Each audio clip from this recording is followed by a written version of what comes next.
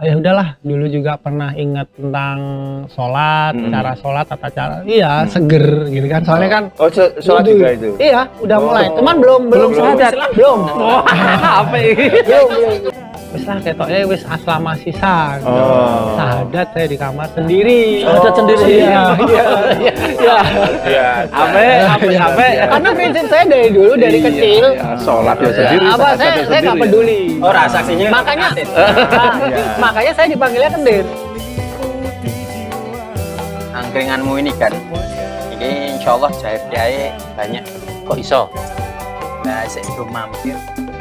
Yang sebelumnya preman, yang sebelumnya itu kemudian pemabuk, terus pokoknya mau limo dilakoni, mampir sini dapat obrolan, dapat nasihat, dapat motivasi, keluar iso hijrah.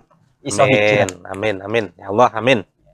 Memang zamannya sekarang itu zaman hijrah. Artis-artis saja pada hijrah kok. Betul sekali. Banyak yang mu'alaf di Eropa, banyak orang-orang yang masuk Islam, banyak gereja-gereja yang menjadi masjid. Ini memang sudah zamannya. Makanya ya kita itu yang memang sudah Islam sejak kecil itu yo yang Assalamualaikum. Waalaikumsalam. Tak kenal ke ini temanku, ini teman Siapa yang ini? luar biasa. Ini namanya Mas Adit. Adit, Masya Allah. Doni. Penjual. Ini juragannya. Ini juragannya. Ya. Ini luar biasa. Beliau Gimana? Dulunya itu kabeh dilakoni. Limo dilakoni, tapi sekarang menjadi orang yang ada di tempat yang tinggi. Maksudnya gimana? Mau ingin tanya-tanya silahkan ini. Gunung ini. Mucuk. Gini. Minum dulu. Minum apa? Minum apa? Teh. Ada. Sama minum makan, Mas. Nah, nggih. Mas Adit ini gimana? Hijrah gitu ceritanya atau gimana? Ya, kalau dari awal sih memang saya terlahirnya dari keluarga Katolik ya. Dari Katolik saya. Mu'alaf. Ya. Masya Allah. Jadi dulu memang terlahir dari Katolik, dari memang keluarga Katolik totok kan, kebetulan tinggal di dekat keluarga saya, tinggal di dekat gereja gitu ya, Jadi untuk urusan ibadah pada saat itu tuh Katolik itu ya cukup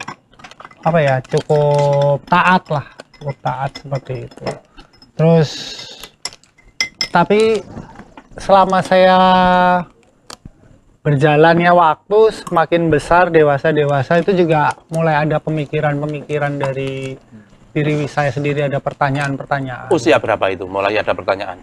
Sebetulnya sejak dari kecil kan juga memang ada sedikit masalah juga dalam keluarga. Jadi dari situ udah mulai muncul ada pertanyaan-pertanyaan. Ini ngasih uang kota loh. Apa contohnya pertanyaannya apa? Misalnya kayak di Katolik itu misalnya katanya kan nggak boleh, hukumnya di situ kan nggak boleh bercerai tapi bisa bercerai. Terus akhirnya ibu juga bercerai. Ya akhirnya ada pertanyaan kok bisa, kok diizinkan. Nah di situ mulai, terus akhirnya stimulan saya mulai ininya nggak nyaman di lingkungan keluarga. Terus akhirnya saya lebih banyak main di luar. Nah dari situ usia apa? SMA, SMP? Sejak SD itu udah mulai ada yang keluar main itu. Lebih nyaman di luar, dan di situ saya banyak belajar sama teman-teman dari hal yang sifatnya itu sosial sampai berpikir tentang yang keimanan segala macam. Dari situ kan juga teman-teman banyak, dan saya juga sempat di Aceh juga dulu. Nah di Aceh itu saya banyak mengenal Islam itu dari sana. Tapi aslimu kan Kota Baru tadi tuh. Iya, Kota Baru, seberang persis pinggir jalan itu. Pinggir jalan besar itu, Abu Bakar Ali nomor 8 dulu. Nah, di situ itu memang komplek londo-londo itu. Iya, Betul. Padahal kota lama ya, jadi kota baru. Sekarang udah lama, Kota Baru yang lama. Tapi kalau mau lebaran, baru kan. Baru. Nah, saya pertama Iki sing mbak aku mana? minumnya. Oh, iya. Iya, garing. Pesen kok. Ayo tahu diri kesini nih kan mosok mau Nek pesen ya tak dol, nek ra pesen yo. pesen kopi.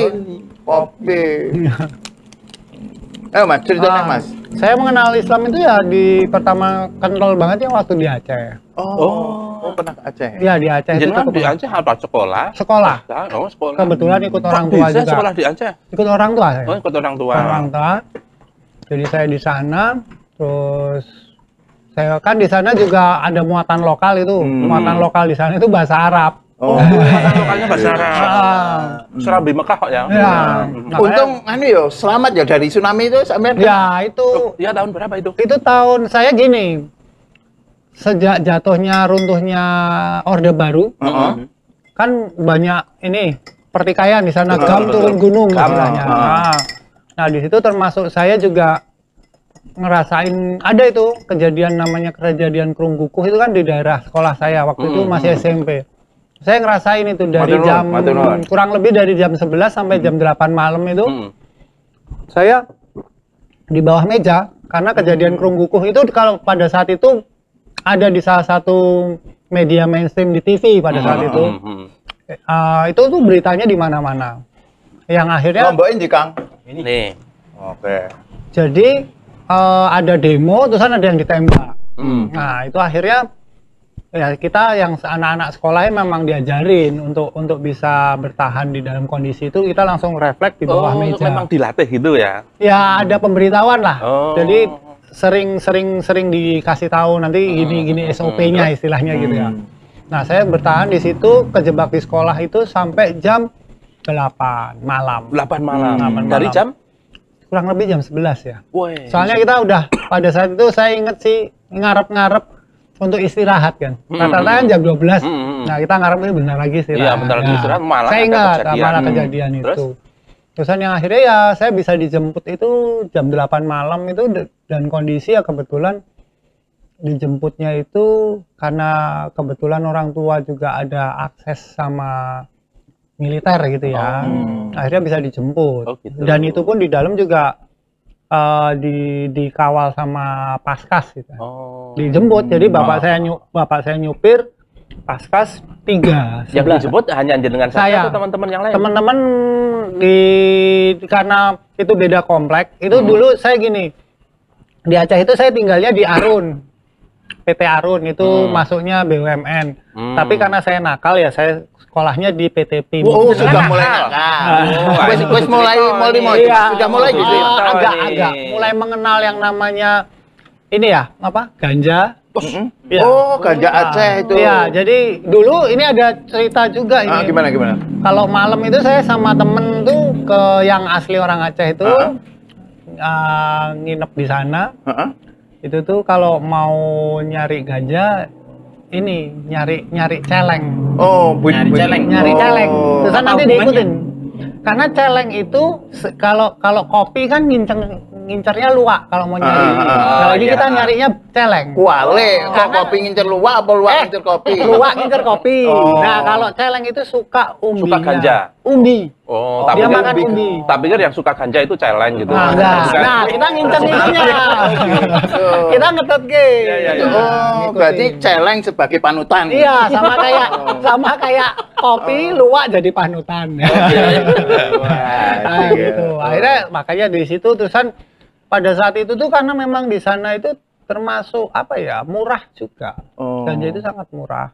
Terus Mas Adit sampai makan ganja itu. Ya ya nggak dimakan kalau saya. Kadang cuman untuk Dihisap. dihisap tapi juga ada ya Aslinya apa ngerti ya? ganja ora ada kok.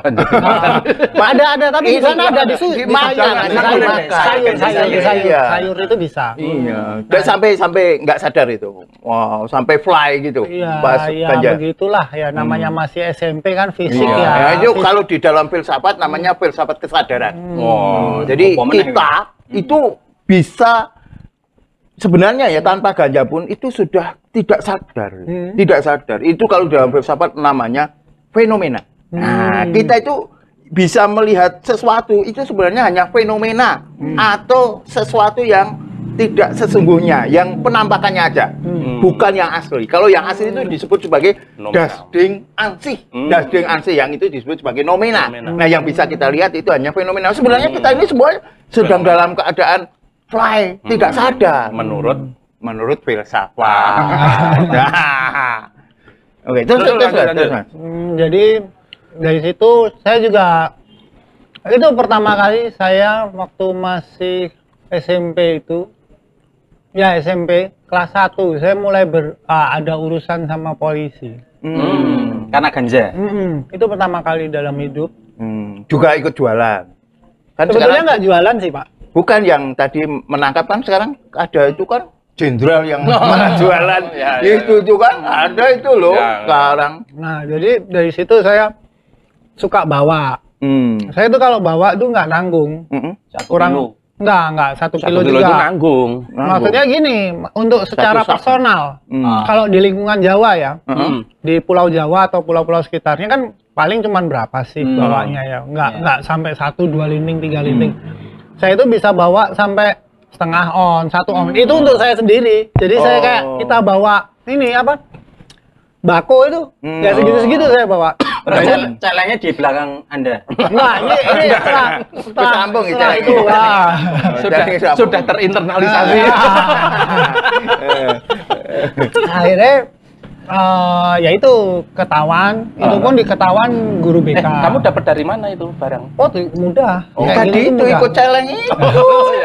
Ya dari beberapa dari teman-teman yang segeng celeng itu.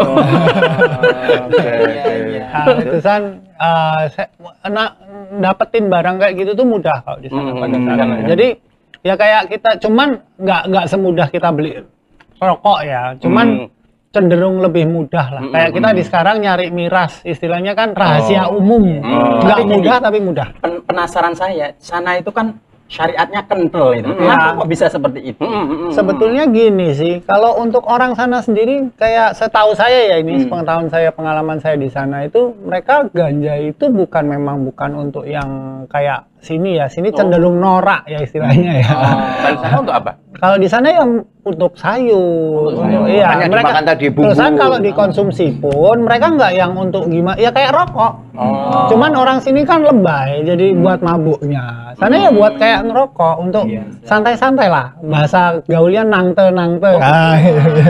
Kalau orang sini kan buat sampai ya begitulah kurang lebihnya. Nah, jadi ya itu pertama kali saya ketangkep di BK, ya diproses. Cuman kan karena kebetulan orang tua saya juga pada saat itu Kalau disambil loh Mas. Oh iya, ini udah ini ya, aduh mangga.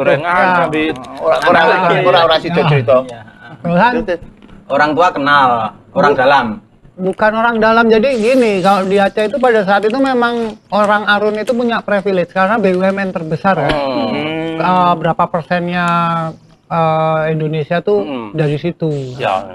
Nah makanya pastinya orang-orang di dalam situ tuh yang kerja di situ bukan orang sembarangan, pasti ada tanda kutip. Ya siapa. Ya. Dan kebetulan pada saat itu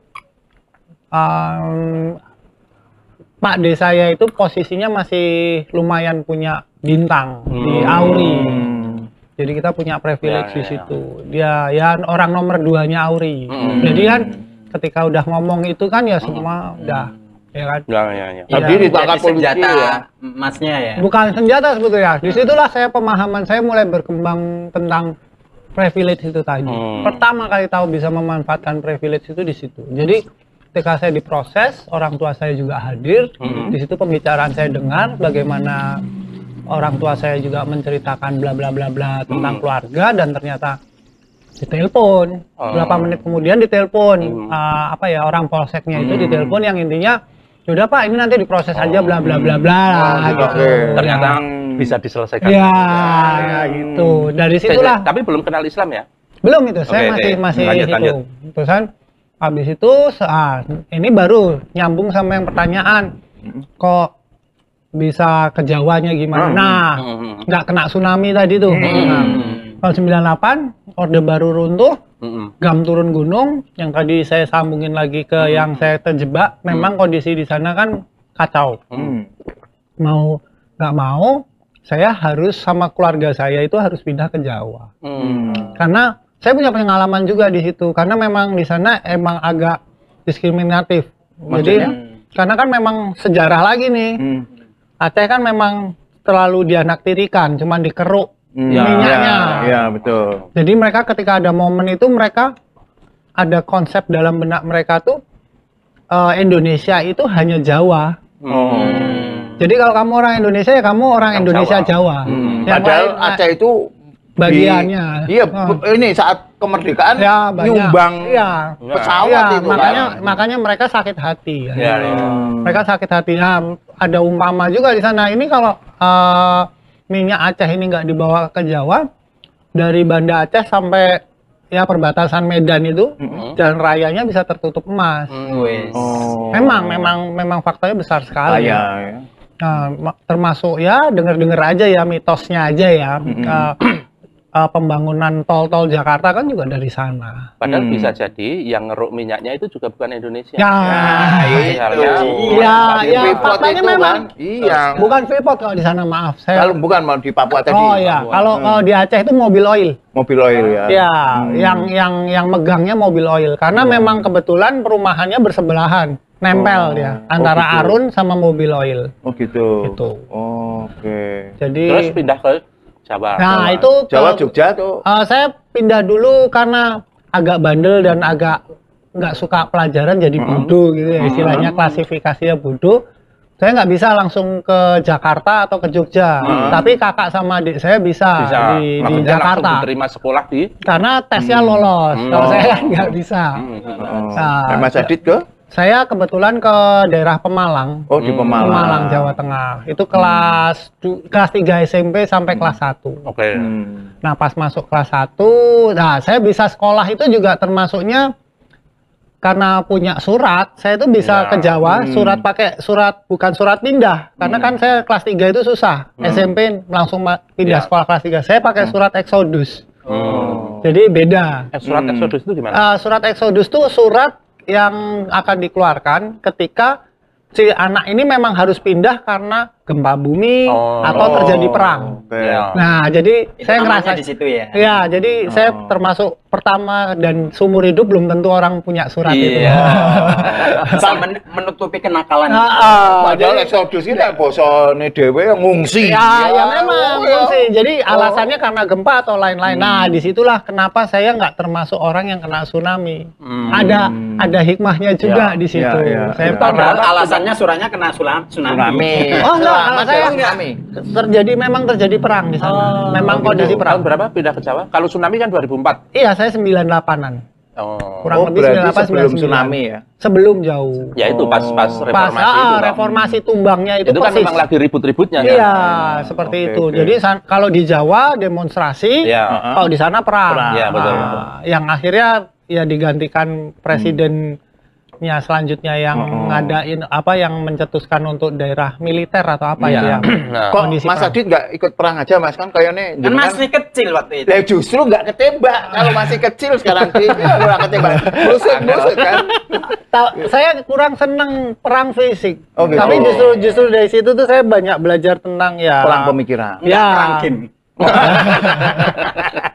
Banyak belajar misalnya kayak tentara tuh begini, kalau yang intelijen begini, kalau yang diplomatis begini, karena memang kebetulan kalau saya sekolah di PIM itu kalau ketika mau masuk ke perumahan Arun saya menunggu dijemput itu memang di pos satpam depan, pos satpam utama, dan itu isinya tentara semua. Kok nggak nyari sendiri online? Gojek online itu, ojek kan online. Dulu belum ada. Saya pikir mau nyari ojek online tapi nggak ada. Untuk masuk ke komplek, kenapa harus di pos satpam? Karena memang harus ada telepon gratis di situ. Untuk akses orang situ pakai telepon gratis, tinggal pencet gitu. Oke. Terus. Nah, itu baru mau yang madat ya. Tadi kan ikut celeng kan masih mau limo itu kan madon, madat, minum. Terus maling, terus apa mana? Membaca apa ya? Ya orang menulis, mengaji, mengaji di terakhir ya. Nah, dari situ saya ngerasa, di SMA itu saya bermasalah lah Pemalang itu. Akhirnya mau nggak mau saya pindah sekolah cepat selesai sekolah SMA nggak naik, saya masuk sekolah ke Jogja. Nah, mulai di Jogja itulah saya Itu mulai SMA berarti ya? SMA. Karena nggak naik ke Jogja. Iya. Oh. Terusan akhirnya tapi ya pakai akses privilege Ya, lagi. di Exodus lagi. Nah, bukan kalau Exodus ini, jadi Pemalang. Exodus ini Soekarno Hatta itu ya. Oh. Oh iya. Paham kan? Tahu. Pada saat itu Soeharto. Merah halus-halus. Ya. Kalau dulu biru ya, biru Iya, kalau dulu iya. Soeharto. Zaman dulu ya. Yang benar. Soekarno Hatta belakangnya Bandara Cengkareng. Berapa tebalnya itu segini? Ya, saya kurang tahu kalau itu. Cuman akhirnya bisa sekolah di Jogja, tapi saya pada saat itu masih, nah di sini juga ada sedikit. Saya tinggal di Kejaya, limbah saya dari bapak di sana.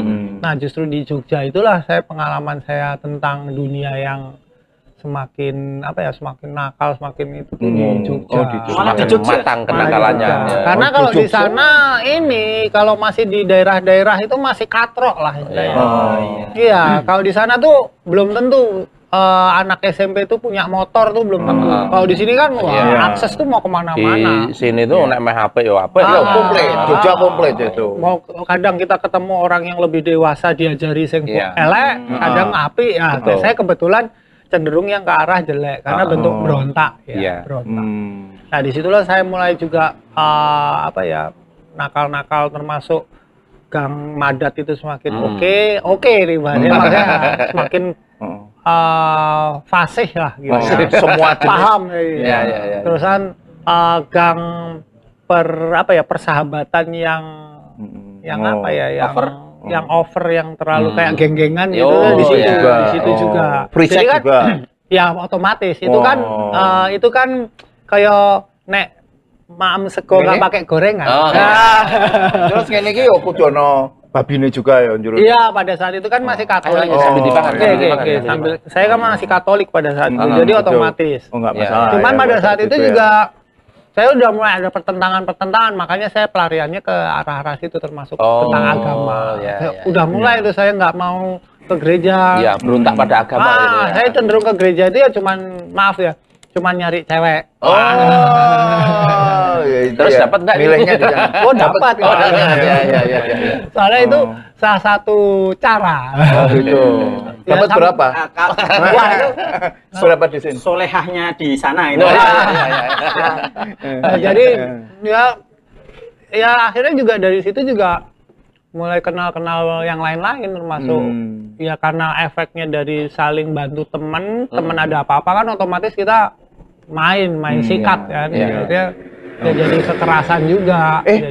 Biyen dulu kan saat aku ketemu dulu banget ya. Jenengmu kan Kentir ya. Nah, itu panggilannya Kentir itu.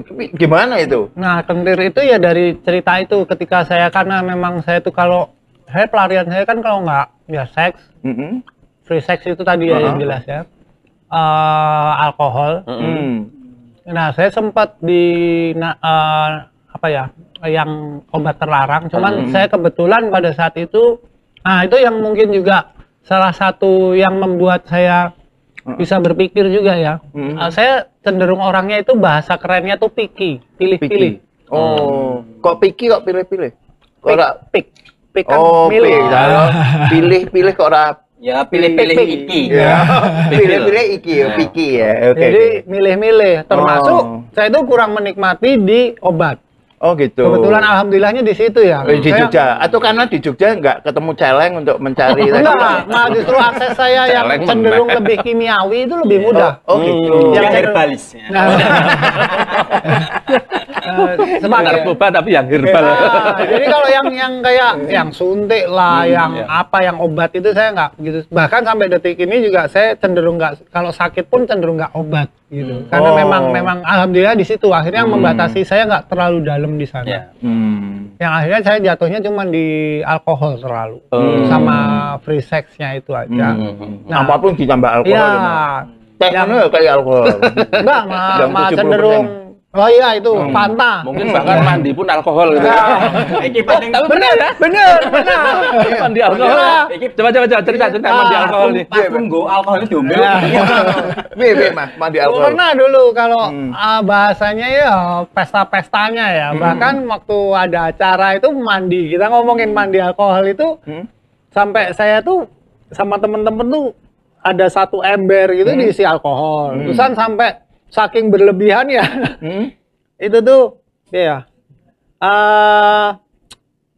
punya pistolan air, tembak-tembakan yang gede, itu diisi alkohol. Tembakin cut nanti pada gitu. Kuwi nek nang aku tak sumet kok. Oh, berarti pas Mas Adit sakit di rumah sakit diinfuskin jerone alkohol Mas. Nah, itu juga ada cerita. Piye. Saya sampai masuk rumah sakit kebetulan yang syukur-syukurnya nggak ketemu sama, kan 2 orang yang jatuh, maksudnya yang jatuh overdosis ya. Saya itu sampai 3 hari muntah-muntah nggak selesai. Di situ sebetulnya saya proses juga berpikir. Wes mulai. Iya mikir juga, kan itu kayak hampir ya kalau kita ngomong mati nggak mati ya, karena saya muntah. Muntah itu sampai perut nggak bisa nahan. Muntah, terus yang akhirnya yang keluar itu darah. Jadi kontraksi terus, otak udah nggak bisa ngontrol. Jadi saya, maaf ya kalau dicontohin, gitu terus. Refleks badan itu udah nggak bisa berhenti. Kadang saya sampai, padahal saya udah sadar, kan alkoholnya udah keluar. Iya. Itu berjam-jam. Saya itu mulai takut. Saya mulai takut banget. Takut mati. Jelas. Karena apa ya? Kok saya itu pertama kalinya semabuk-mabuknya saya nggak bisa kontrol Sampai badan. kayak gitu. Padahal saya kondisi sadar. Jadi aneh nggak sih Pak? Kayak gimana ya? Awakmu ngopo? Gitu loh. Kok ini ra iso mandek? Nah, itu kan aneh. Padahal saya masih bisa gerakin tangan. Saya berusaha pada saat itu juga berpikir ngitungin angka 1 kali 1 jadi berapa? 7 kali 7. Mencoba otak saya untuk mengendalikan tubuh gitu. Otak saya bergerak. Saya bisa perkalian bisa. Tapi cuman tidak kok badan bisa saya mengontrol badan. Tidak apa-apa masih terus mabuk gitu ya. Bukan mabuk, Pak. Kontraksinya. Kontraksinya si efek dari Nek mabuknya ana kendaraan maksudnya kuwi nek ning mobil piye ning bis Nah, itu kebetulan yang kena 2 orang. Nah, yang satu dilarikan ke Panti Rapih, untungnya saya ke Sarjito. Rencananya mau dibawa ke Panti Rapih juga kan, jadi kasusnya nggak bisa bohong kita tentang minuman. Pada saat itu saya ngakunya, teman saya ngakunya keracunan makanan. Nggak keracunan minuman gitu. Padahal memang racun. Itu meracuni diri itu harusnya. Akhirnya di situ saya proses dalam 3 hari itu kan saya ngerasain yang sehari penuh itu ya kontraksi. Hari kedua itu saya lemes banget, pucet kayak itu juga proses saya ngerasain kayak hampir nyerah gitu loh. Karena badan tuh lemes banget, jangan lemes belum pernah saya rasain. Jadi kayak wis lah nek mati ya wis ya udah di titik itu. Pasrah ya. Nggak mikir nanti setelah mati nanti itu juga yang saya takutkan. Karena tapi saya belum menemukan konsep-konsep Islam. Cuman saya belum Islam. Tapi saya udah tahu Islam. Cuman maksudnya secara Islam itu yang bagaimana keindahannya itu saya udah ngerti. Belum tahu, cuman saya masih udah tahu Islam itu sholat 5 waktu. Baru gitu. Di situ juga udah mulai hafal kayak Al-Fatihah udah bisa. Hafal Al-Fatihah sebelum masuk Islam. Belum. Saya tuh kalau nggak salah ya, saya ingat saya pada saat itu tuh saya wal asri sudah hafal Al-Fatihah, Al-Ikhlas. Yang menghafal siapa kok bisa? Nah, itu waktu di Aceh. Iya. Lewat masjid krungu imam. Saya dulu sukanya ngikut ke masjid. Jadi sego gitu ya. Enggak, karena gini lingkungan tuh berpengaruh. Betul. Karena gini, misalnya kita nongkrong berempat gitu. Islam, saya Katolik. Ketika hari Jumat, mau nggak mau saya ikut dong. Lah 5 orang bolone. Iya. Mau melu Jumatan. Ya memang ikut. Pernah nggak refleks? Wah sih, alhamdulillah gitu. Mau sering. Sering. Saat itu ya. Sering. Bahkan pada saat itu juga maaf nih, jadi agak salah. Untuk lutse pun, alhamdulillah. Ketika mau lutse, bismillah. Bismillah. Harusnya sekali-kali syahadat. Pada saat itu, akhirnya ya itu terusan saya merasakan hal-hal seperti itu. Saya udah hafal 3 surat-surat ini, itu udah mulai. Terusan, tapi saya baru sesaat itu. Saya merasa pengen tobat, tapi sesaat. Setelah sembuh, selang 1 bulan saya main lagi, termasuk main sama teman, ya lingkungan tadi, balik lagi. Jadi istilahnya bahkan di Jogja itu, ya apa ya, bukan istilah, memang faktanya hampir semua polsek di Jogja saya pernah masuk. Itu pas kuliah? Pas masih SMA. Pas SMA. Masih SMA. Sampai berlangsung sampai kuliah. Dulu kan Sampai juga kuliah. itu kan? Iya, nah, kuliah termasuk ada dosen saya yang agak saya nggak suka ya. Malah tadi bolong. Soal yang apa dapat apa Homer terus alhamdulillah. Itu kan kita guyu ya, tertawa. Dapat Homer kok alhamdulillah itu tertawa. Tapi kadang-kadang untuk hal-hal yang lain kita kadang nggak tertawa, padahal mirip. Dapat pinjaman riba, alhamdulillah dapat pinjaman riba, dipermudah. Terus membuka lembaga riba, kita alhamdulillah. itu kan pembukaan dan bank itu dengan bacaan Al-Qur'an kan, itu kan juga kan. Dan itu nggak ketawa, padahal itu sama lucunya dengan yang tadi. Betul. Terus tadi yang dosennya tadi gimana Ya, ceritanya? karena saya tahu pada saat itu kan saya juga masih minum. Cuman saya udah ngurangin ngurangin bab yang pergelutan terorganisir. Taburan pas SMA ya. SMA sampai pertengahan kuliah awal. Karena pada saat itu saya udah punya nggak baik ya, maksudnya ya punya pacar. Nah, pacar itu yang agak kebetulan pacar saya itu Islam. Saya pada saat itu dia ya kowe intinya kamu mau kuliah apa mau balik lagi kayak dulu? Kalau mau balik kayak dulu mending gak usah kuliah sekalian, diterusin aja karir bajingan. Mau golekin neng gereja kok untuk pacar Islam ya, Mas? Betul. Ini termasuk itu, saya juga heran. Itu jadi saya tangkap sebagai tanda-tanda saya untuk mualaf pada saat itu. Saya kok apal 3 surat. Terusan saya sering di masjid, prosesi prosesi sholat itu saya udah Tahu ya? udah masih ya urutannya. Udah urutan, bahkan sampai wudu itu saya masih apal. Jadi ketika saya mualaf pun itu nggak terlalu sulit, nggak terlalu sulit. Wudu paling cuma kebolak-balik 1-2 gitu aja. Tapi proses 1 bulan udah hafal semua. Termasuk hafalan ayat itu, surat-surat itu. Cuman kadang sampai sekarang yang bahasa Arabnya nih yang udah agak lupa, bacaan Arab. Cuman kalau yang lain-lainnya masih ingat. Nah, termasuk akhirnya ya kayak sedikit-sedikit tentang surat itu sangat mudah untuk saya. Soalnya familiar ya, bahasanya. Sama gitu. di Aceh tadi ya. Iya. Termasuk punya tanda satu lagi, kok saya dekatnya sama perempuan Islam. Berkerudung. Kalau di kampus. Bukan, dia. Satu kampus itu? Enggak, beda kampus. Beda Dia kampus. kebetulan di UGM lah. Wah, iso nggak cah UGM.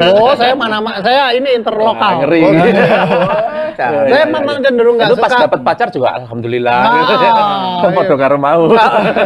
Padahal itu nang gereja. Saya malah di gereja itu nggak punya hubungan. Tapi cuman tadi frisek tadi ya. Ya kayak gitu aja. Nggak punya rasa. Tapi malah justru yang sama yang Islam itu punya rasa.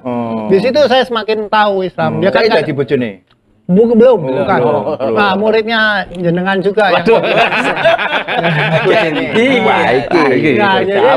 saya malah cenderung dulu waktu kuliah itu saya nggak suka sama ini istri saya karena dia jilbaban. Gitu. Kan kurang edgy, nggak gaul, kayak ibu-ibu, nggak bisa dibawa kemana-mana, gitu kan. Nah, kebetulan yang pacar saya UGM ini karena di kampus saya itu kan ceweknya sedikit. Nah, satu kelas saya itu ceweknya cuman ya yang sekarang jadi istri saya itu. Nah, yang mata-matain pacar saya itu istri saya yang sekarang. Nah, itu mata-mata tadi. Masih info. Nah, soalnya mulai dikontrol saya. Apa masalah minum, keributan segala macam mulai Ini dikontrol. juga muslimah juga yang teman kampus tadi yang jadi istri saya. Iya. Nah, saya malah nggak cenderung menjauhi karena nanti mesti diceritain yang jelek-jelek ke pacar saya. Nah, terusan ya akhirnya saya di situ saya mulai lulus, mulai kuliah, saya mulai mikirin tentang mau arahnya kemana. Saya mulai ya berdagang, bisnis, desain segala macam. Dari situ berkembang, yang akhirnya saya udah nggak sama pacar saya yang tadi itu kan. Saya cenderung lebih free sex lagi. Oh, Ya padahal pada saat itu juga free sex sih. Cuman gonta-ganti. Ya padha wae asline ya. Cuman nih objeknya gonta-ganti aja. Oh, pengalamannya oke Mas. Masya Allah. Nah, Kayak kudu oke istighfar. bener itu. Terus. Makanya dari situlah saya bisnis saya ketemu sama bisnis yang ya yang tadi yang ada ribanya, ada main nggak benernya dalam perdagangannya, lebih cenderung kayak mau menang sendiri, akad nggak jelas, itu cenderung di situ. Yang akhirnya satu titik bangkrut usaha saya tahun 2014-an kalau nggak salah. Saya bangkrut. Iya, bangkrut yang akhirnya Dia bayar. Yang akhirnya di situ saya mulai ngerasa benar-benar jenuh. Karena saya dari kecil sampai saya gede, sampai saya berproses menuju dewasa, kan kita ngomongin sudah bekerja itu kan cenderung sudah mau dewasa kan, sudah tahu tanggung jawab, ini arahnya mau kemana, sudah mikir panjang ya. Di situ saya berpikir, kenapa kok arahnya selalu begini? Pasti ini ada yang salah. Pasti ini ada yang salah. Pada saat itu saya tidak berpikir secara iman dan lain-lain. Jadi beberapa kesalahan yang sudah dilakukan ini baru nyadar itu pasti sebetulnya udah ada. Cuman sudah dari dulu yang termasuk saya masuk rumah sakit itu udah ada berpikir. Bahkan saya ini ada juga mungkin tadi belum saya ceritakan. Saya tuh sempat diculik, terusan ya ngomongin pergengan ya. Diculik karena kasus motor lah gitu ya. Dan dibuangnya ke daerah Pajangan. Pada saat itu Pajangan punya saya. Pada saat itu kan sepi tuh Mas. Iya. Tahun-tahun 2000-an itu kan masih sepi Bang. Saya tuh juga dipukulin. Pokoknya ditanyain tentang motor. Ya intinya inilah. Motor gelap bawa sana bawa sini kan akadnya nggak jelas jadi nggak hanya sekedar kaca gelap tapi motornya gelap, ruwet. Saya cenderung tapi suka. artinya gini ya, ditegur itu udah banyak kali ya. Iya banyak. Sama Allah. Tapi begitu sembuh balik meneh. Karena ini nggak punya, kalau bahasanya kita kan maklumat ya. Saya belum punya itu. Saya nggak tahu referensi yang lain. Misalnya saya taunya cuma K-pop doang, padahal itu ada musik klasik. Saya nggak tahu nih misalnya musik klasik. Ada nasyid. Saya nggak tahu. Saya tahunya cuma K-pop ya, dengerinnya K-pop terus kan. Nah, ya di situ terus. Padahal dengan K-pop tadi tidak bisa menyelesaikan masalah. Nggak bisa. Nah, akhirnya di titik itu tadi bisnis. Termasuk saya kan bisnis bener ya, dalam konsep artian dagang saya. Itu jualan interior, ya kan? Itu kan halal. Interior dagangannya. Iya. Padahal desain komunikasi visual kan. Nah, itu gara-gara saya pameran, saya set ruangannya jadi bagus untuk area saya. Makanya di tuku set ini apa Mas? Jadi sebetulnya bukan salah. Ya ada tambahan, makanya ada ilmu di situ. Jadi tapi wes pokoknya judulnya ruwet judulnya. Terus yang akhirnya ketika saya bangkrut itu saya mikir ini ada yang salah. Tapi saya berpikir secara praktiknya ada yang salah nih. Nah di situ saya kan depresi, stres lah ya.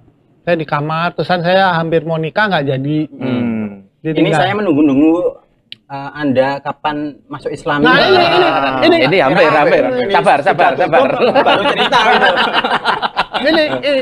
Ini syutingnya durasinya berapa tuh? Syutingnya durasinya berapa? Jalan aja. Oke. Ila yaumil qiyamah.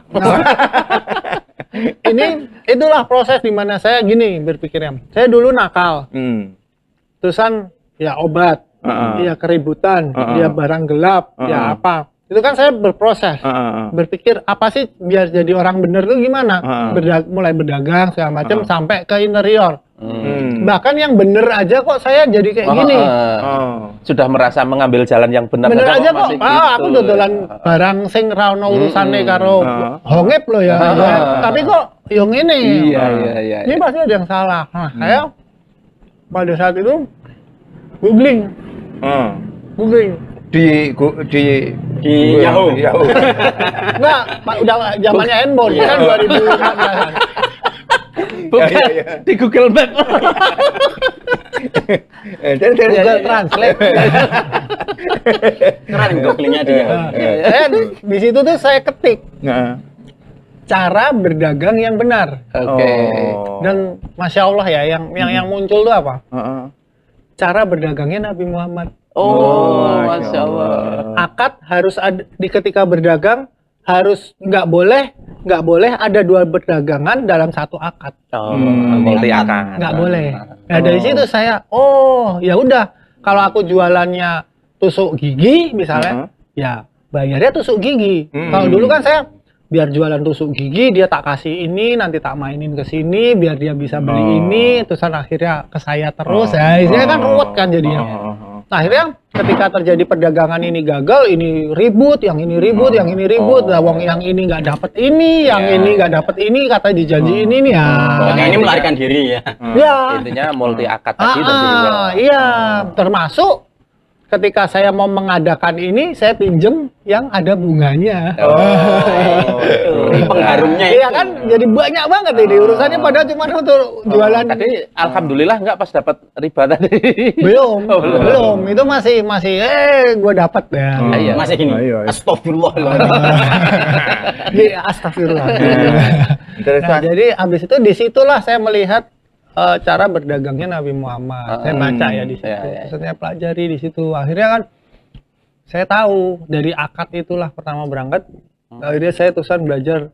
Kayaknya oke juga nih. Saya pelajari lebih dalam. Terusan masih inget zaman Belajar dulu. di mana? Belajar di mana? Di kamar, di Google itu. kamar kos. Di Google. Saya cenderung pada saat bangkrut itu nggak mau ketemu orang kan. Menutup diri. Browsing ya, Iya, browsing. Nah, Padahal itu tulisan orang nih. iya, berangkat dari situ. Yang akhirnya saya pelajarin lagi, misalnya berdagangnya gimana, pada saat itu gimana, termasuk akhirnya mulai mendalami, walaupun sebelumnya udah tahu kalau Nabi Muhammad itu juga salah satu orang kaya. Dia kenapa dia bisa jadi orang kaya? Karena dagangnya jelas, benar. Nah, saya coba tuh. Nah, dari situlah saya mulai, kayaknya aku butuh ketenangan nih selain daripada berdagang, karena secara berdagangnya saya udah agak plong nih. Kan tadi pertanyaan ini pasti ada yang salah, gitu kan? Iya kan? Terusan ketemu tentang akad ini tadi, cara berakad, plong satu masalah, iya kan? Akhirnya besok kalau aku buka usaha lagi harus ada satu itu di awal. Nah itu kan udah jadi bukan masalah. Tapi ya cek karo ngombe. Pada saat itu Masih. terusan Akadnya bener. Akadnya bener. Ngombe dibayar kok gitu. Akhirnya pada saat itu saya terusan mempelajari, butuh ketenangan, tapi bukan secara iman, tapi hanya secara untuk healing ketenangan diri ya. Perasaan aja. Terusan saya coba, ya udahlah, dulu juga pernah ingat tentang sholat, cara sholat, tata cara, seger gitu kan, soalnya kan. Sholat juga itu. Iya, udah mulai, cuman belum syahadat, belum. Apa ini? Belum itu kayak yoga. Kan nggak perlu syahadatnya orang Hindu atau Buddha, tapi yoga nggak. Nah dari situ saya mulai ya sholat seger, tapi kayaknya masalah saya belum selesai. Terusan saya mempelajari saya sering ketemu temen ngobrol diskusi, dia juga ya memahami kayak gitu-gitu, cuman bukan secara Islamnya tapi ya secara filosofinya ya. Teman kuliah dia dulu di MSD juga, terusan pindah di ISI di kafe. Nah sering diskusi sama dia. Akhirnya saya nangkep ada satu obrolan, saya ceritain tentang, aku kemarin sempet sholat nih bro, gini. Itu keren loh itu. Ada orang yang non yang ikut sholat. Padahal Islamnya orang sholat. Saya aku mbuh ki ngene ya, unek-unek gitu. Terusan aku ngobrol sama dia sambil baca literasi gitu. Terusan saya ada nemu satu kata. Islam itu kata dasarnya adalah aslama. Nah inilah titik saya untuk berserah. Saya udah nggak mau ngelawan lagi deh, capek gitu. Nah disitulah saya melihat kata aslama itu kan berserah ya, intinya dalam bahasa Indonesianya itu. Ya wis lah, aku harap ngopo meneh sih, harap tak lawan udah 30-an tahun pada saat itu tuh mau ngapain lagi. Udah dah, ya apa salahnya sih aku nggak mau ngapa-ngapain. Nah, Ya, kayak ya. kalau secara filosofinya kan yang kayak sekarang sering ada tuh yang apa yang orang nggak ngapa-ngapain ya itu yang pokoknya ya gue jalanin apa yang Doing bisa gue nothing. jalanin. Nah, Tapi pokoknya doing udah. nothing itu perlu beberapa persiapan Nah. ya. Persiapan untuk doing nothing ya. Ya gitulah. Akhirnya ya saya udahlah intinya aku jalanin apa yang aku bisa. Misal aku ditagih hutang, aku ra duwe duit ya aku adepi wae, aku ra duwe arep beleh-belehen gitu kan. Terusan ketika aku ternyata masih ada orderan harus tak selesai, nggak punya barang, harus masih butuh bahan ya tak datengin orang yang punya barang, tak pinjem dulu boleh apa enggak boleh ya udah aku pulang gitu aja. Pokoknya tak jalanin semua di situ. Kayaknya ini nih oke gitu kan dia bilang. Bikin Oke, nyaman. nyaman, hati. tenang ya walaupun masalah pada saat itu secara prakteknya memang nggak terselesaikan ya. Tapi yang hati Tapi dalam otak tuh ya aku berarti Enteng. bisa jalanin itu. Gitu loh. Oke. Nah dari situ akhirnya di kamar ditambah nggak jadi nikah, pacar saya ninggalin saya gitu ya. Udah posisi bangkrut, teman habis semua, uang nggak ada, usaha harus tutup, pacar nggak jadi nikah. Disitulah saya terusan wis lah ketoknya wis aslama sisan. Sahadat saya di kamar sendiri. Sahadat sendiri. Iya. Apa? Karena prinsip saya dari dulu dari kecil Sholat ya sendiri. apa saya nggak peduli. Oh, saksinya Makanya saya dipanggilnya kendir. Karena saya nggak mau ketika saya udah mentok saya nggak mau kalkulasi apa-apa. Saya bisanya apa lakukan. Makanya akhirnya mentoknya di polsek, kadang juga ke rumah sakit buat bayarin orang di sana. Jadi pokoknya ketika prinsipnya ketika saya nggak bisa mikir, saya jalanin. Kalau saya cuma bisa jalanin ya saya nggak mikir. Kalau saya bisa dua-duanya ya saya pikir sambil saya jalanin gitu ya. Pada saat itu. Yang akhirnya tapi kalau kayak gitu sebenarnya oke sih. Nah, menurut saya ya sekarang. Cuman kalau nggak ada guidance-nya itu masalah. Gitu loh. Nah, kalau sekarang kan ada guidance-nya. Kesadaran itu ada. Nah, jadi akhirnya saya memutuskan untuk ya ini cukup dan saya butuh. Di situ. Saya iso dhewe meneh ini, enggak bisa sendiri. Saya harus ada yang membimbing gitu ya. Iya, bukan membimbing, tapi lebih ya udah ini cukup dan saya memang butuh. Butuh dalam artian Islam. Ya udah saya cukup untuk masalah ini semua dan saya memang butuh Islam. Gitu. Apanya ya nggak tahu, pokoknya masuk dulu. Kayak prinsip saya nggak mau tahu. Beberapa persoalan terselesaikan dengan Iya, makanya itu yang saya rasakan juga ketika saya sebelum antara masih Katolik, nggak punya agama sampai Islam itu tadi, yang sangat itu terpuaskan adalah pemikiran, pasti termasuk tadi itu. Kalau dulu kan, wah aku nek orang duwe barang ini ngedol apa? Nah itu kan perdebatan dalam pikiran. Akhirnya aku mau jalan apa? Akhirnya malah nggak jalan. Tapi kalau Islam, ya aku nggak punya ini. Siapa yang punya? Dia. Tembong. Nah gitu kan? Nggak usah dibohongi, nggak usah ngomong gede. Tembong aja, bro. Aku pengen dodolan teh. Tehmu isono. Tak dolke bagi loro. Nah gitu kan? Sederhana, semudah itu. Makanya ada pacar Arab nikah tembung. Itu yang saya jalanin juga. Itu yang saya jalanin. Akhirnya prosesnya ke situ, termasuk berdagang. Termasuk ada salah satu teman kita juga, ya namanya, ya dia sablon itu, Udin itu, ya termasuk dia. Din, nggak gengsi lagi. Din, aku bangkrut, aku butuh panggon. Manggon-gonmu untuk rangkul listrik tak bagi wis. Dulu gengsi saya. Mau tempat ya tempatku sendiri. Nggak bisa tempat orang, malu ngambil dulu. Nah, ternyata itu lebih mudah. Nah, Udin ngasih, pakai aja listrik. Nah, malah nggak ditarik listrik, wis go kowe wae. Malah kadang wis rokok wae. Gitu cenderung ke sana aja, simpel-simpel seperti itu. Nggak dipersulit. Nah, akhirnya dari situ saya berproses, termasuk saya berpikir untuk di sini juga proses yang benar akhirnya. Saya butuh ya namanya fitrahnya laki-laki ya. Itu bojo. Nah, kayak gitu. Akhirnya saya butuh nih pendamping. Nah, kebetulan pengen proses nikah. siapa aja deh yang tak temuin. Nah, saya ketemu yang teman saya yang kuliah itu. Satu kampus. Oke. Udah lama enggak ketemu ya. Udah lama nggak ketemu. Nah, di situ saya ngobrol. Intinya Tembung. saya bilang, aku wes mualaf sing piye? Ya aku udah Islam, aku udah syahadat, aku udah gini sholat. Tapi syahadat sendiri. Iya.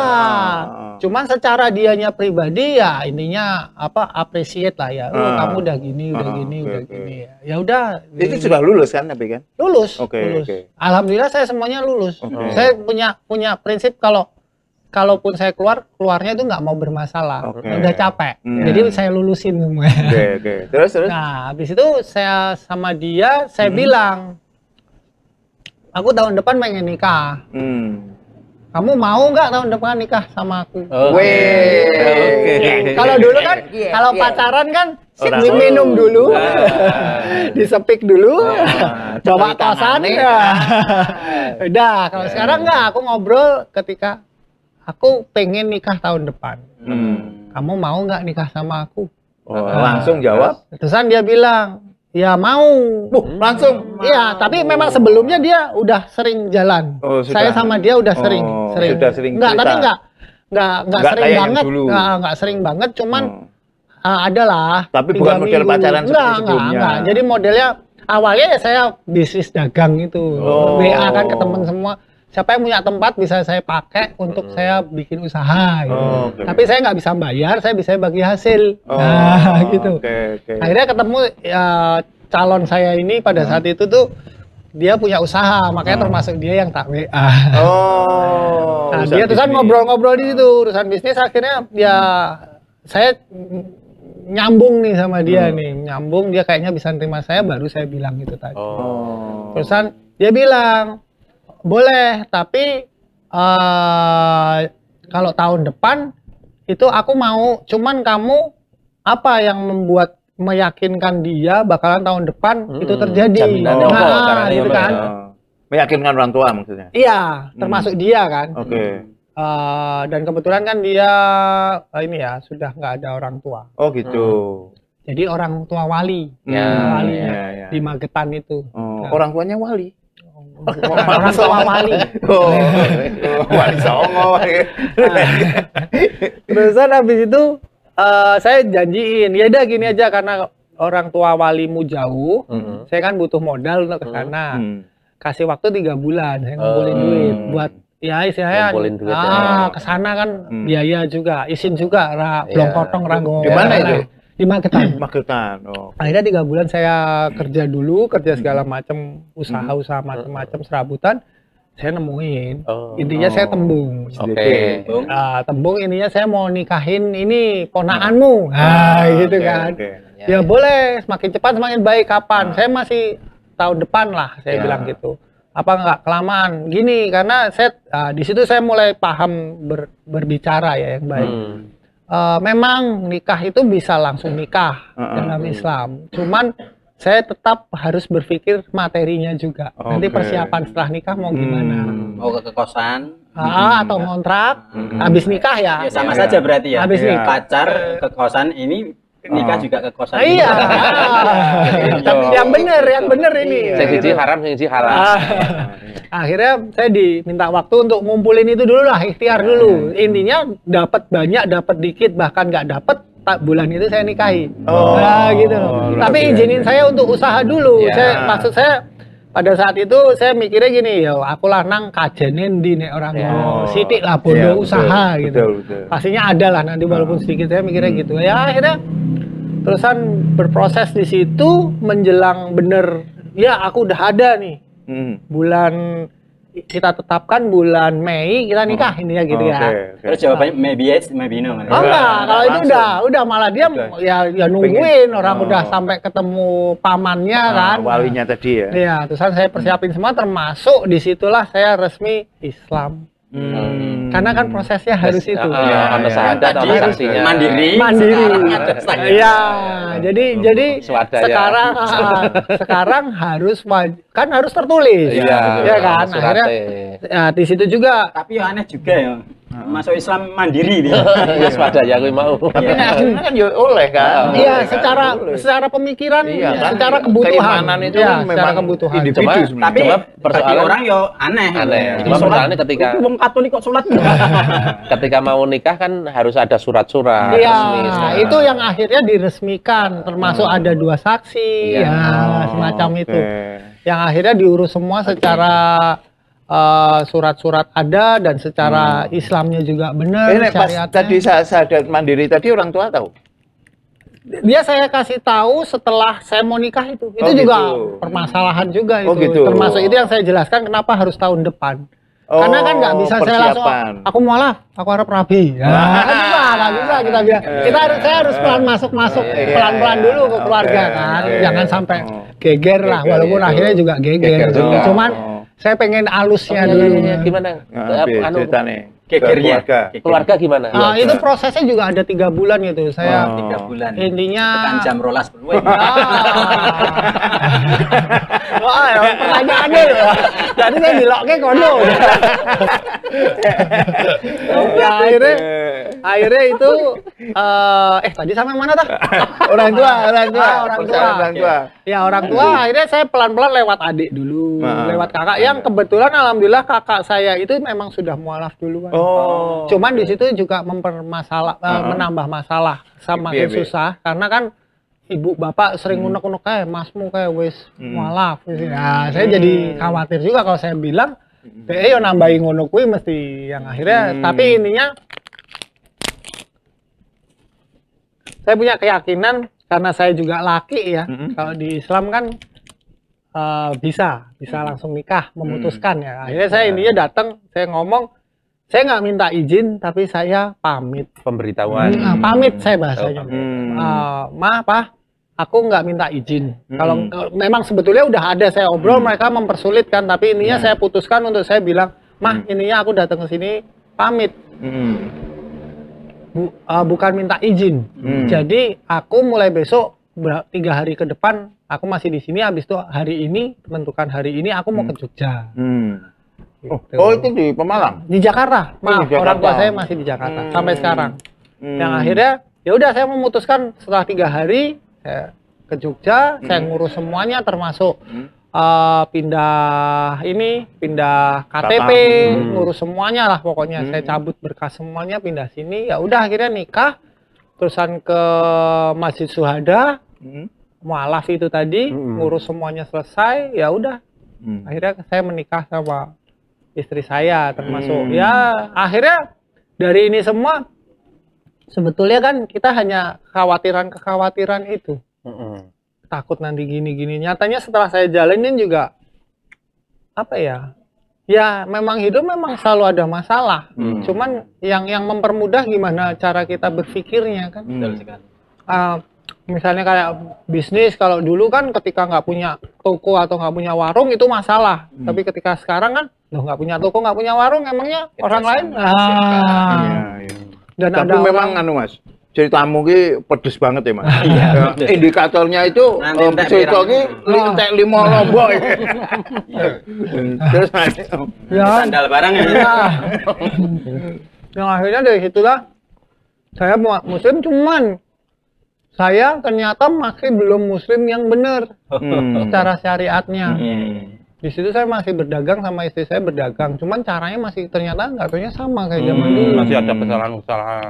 Termasuk ya bunga, riba itu, terusan berdagang yang akadnya double itu masih. Nah di situ saya bangkrut lagi kemarin. Baru-baru inilah berapa tahun kemarin saya bangkrut lagi, dan situlah saya proses berpikir untuk memantapkan. Saya berpikir pada saat itu, loh,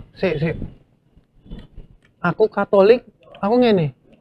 Aku memutuskan untuk nggak beragama begini, dan memutuskan untuk Islam kok begini. Ada apa? Ada apa? Di situ- Apa-apa ada. Apa wae ono. Nah, disitulah saya mulai mencari. Untuk kameramen.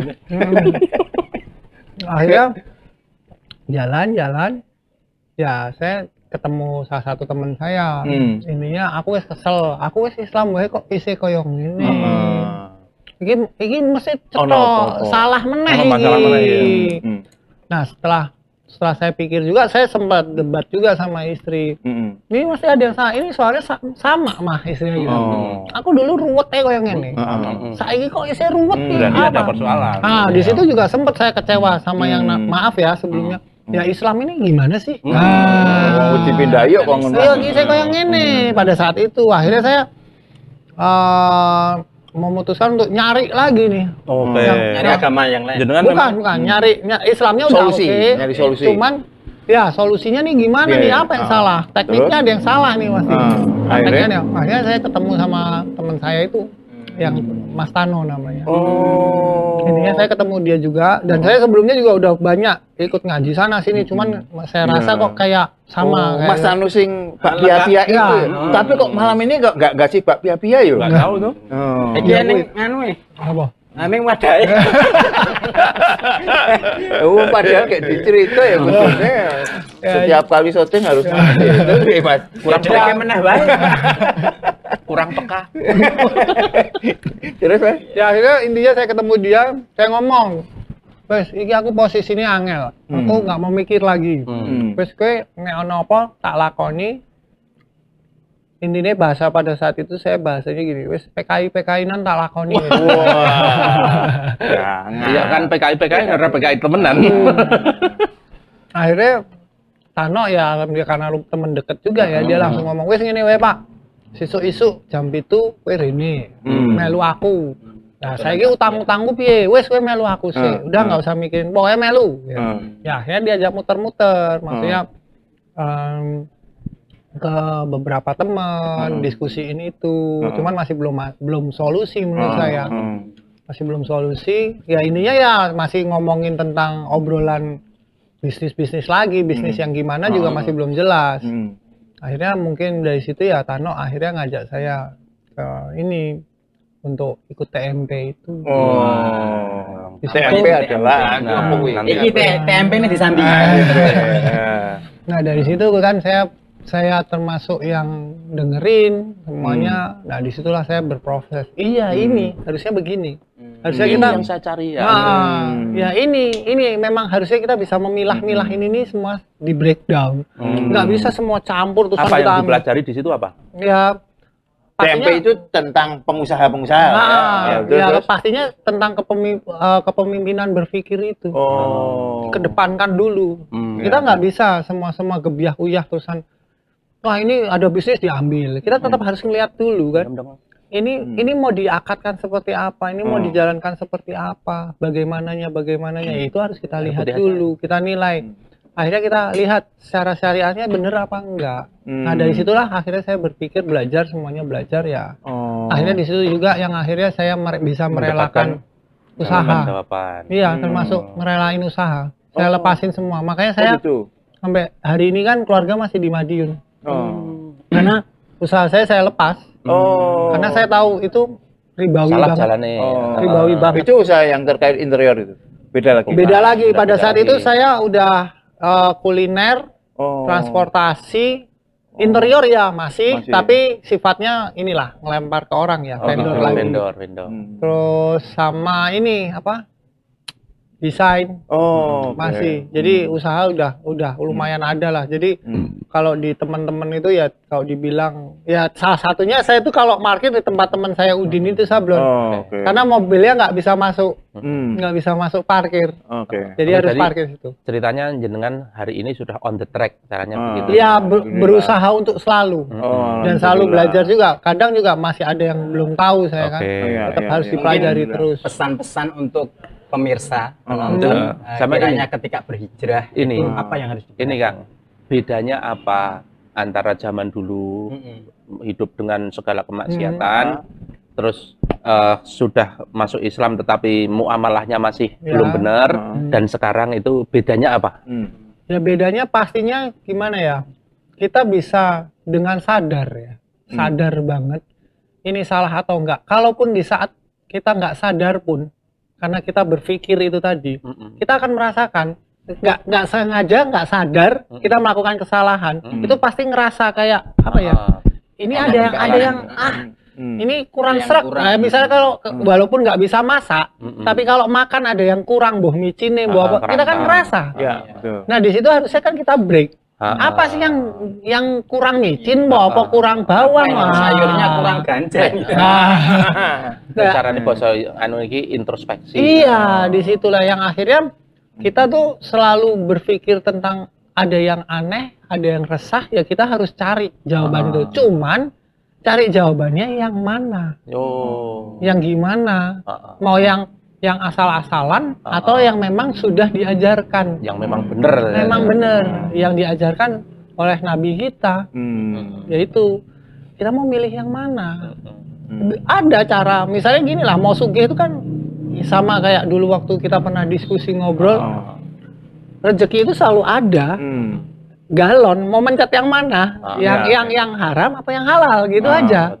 Yang akhirnya yang kita pilih yang mana. Walaupun ya sampai sekarang juga banyak proses-proses itu ya saya belum bisa 100% mungkin kalau dibilang benar juga belum. Iya.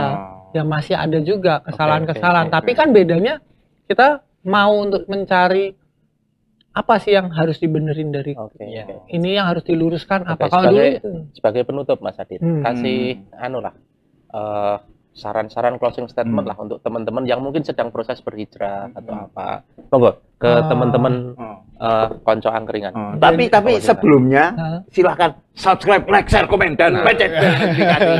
Channelnya apa? Angkringan Dakwah. Alhamdulillah. Joh. Silakan. Kita wis do magrib iki. Monggo Mas Adit. jadi kalau closing statement dari Ini ke sini. closing statement dari saya tentang ini semua tuh, kita tuh harus mau dengan sadar menyadari sebetulnya kebutuhan kita itu dalam hidup itu apa. Kita tuh sebetulnya punya kok pertanyaan dari dasar kita tuh, kita itu Tujuan dari hidup kita mana, itu apa sih? dari mana kita tuh di sini tuh mau ngapain, mau apa, besok tuh kemana lagi kita. Itu tuh sebenarnya dasar sekali banget. itu ya. Itu dari situ kita berpikir. Kok ya sama kayak tadi saya bilang, dari saya non muslim nggak punya agama. Nah itu kan jadi kalau kita nggak tahu mau runutannya kemana, bagaimananya, itu akan tetap akan tekeblasu walaupun udah kita udah di situ. Semoga Allah selalu memberikan Amin. berkah ridho untuk Mas Adit sekeluarga. Semoga semakin membaik kehidupan. Ya, rezeki lancar. Ini sesuai dengan perdagangan Rasulullah yang sudah dimakan dibayar. Ya, kita bayari Mas, apa sih ngejare. Oke, saiki wis Payu bukune. ono to geseken to. Ora ning garetan. Gesek iki kene iki lho, gesek iki kene. Garet. Ya. Oke. Oke, terima kasih sekali Mas Adit atas ceritanya luar biasa. Semoga menginspirasi. Ya wis ngono ya, aku tak pamit sih. Balik sih ya, ayo. Assalamualaikum. Tutup ya ini. Ayo. Assalamualaikum. Teman-teman, selamat menunaikan iktikaf di 10 hari terakhir ini. Semoga menjadi ibadah yang luar biasa bagi kita semua, dan semoga kita bisa mengambil pelajaran dari pengalamannya Mas Adit tadi. Wassalamualaikum warahmatullahi wabarakatuh. Angkringan Dakwah, alhamdulillah. Jos.